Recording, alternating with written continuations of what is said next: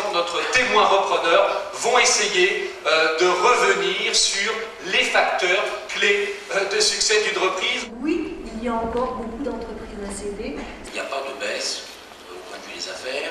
Au stade de l'exercice 2008, le nombre de cédants a été légèrement augmenté par rapport à 2007, c'est-à-dire qu'on ne sent pas encore l'effet de la crise dans la capacité, le nombre de cédants, ni dans le nombre de repreneurs potentiels. Il y a un certain nombre de composantes de fondamentaux sur lesquels il faut absolument se tenir, et je pense que parmi ces fondamentaux, la qualité de la cible est déterminante, le CV, l'expérience du repreneur est également importante. Il y a un certain nombre de ratios également bancaires qui ont de l'importance. Je pense bien entendu à la valorisation de l'entreprise, la capacité de l'entreprise, de la cible, à rembourser, à aller au bout du projet et en clair à être pérenne. Moi, je crois qu'effectivement, il ne suffit pas non seulement de dire je profite des dispositions fiscales, il faut aussi que la négociation ne soit pas focalisée sur le fiscal au point de perdre la norme qui est la norme économique. Que ce soit une période de crise ou une période où tout va bien, le cédant vend le passé et le repreneur achète le futur.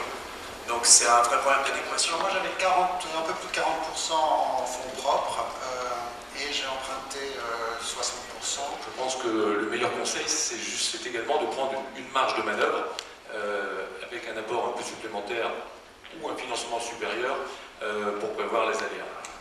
Autant lorsque ça va bien, on sait qu'on peut être porté par une vague, on peut prendre du temps.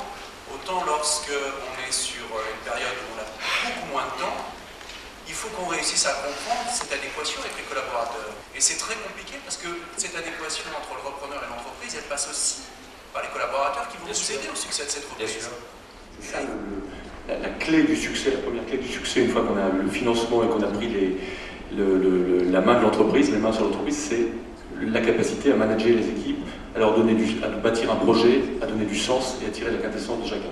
Il y a l'Institut SED, il y a le CRA, il y a un certain nombre d'organisations qui permettent de regrouper des entrepreneurs, et en ce moment, beaucoup de gens se posent les mêmes questions, et je pense qu'on est plus fort si on est plusieurs à répondre à ces mêmes questions, même si l'opérationnalité de ces réponses n'est pas exactement la même.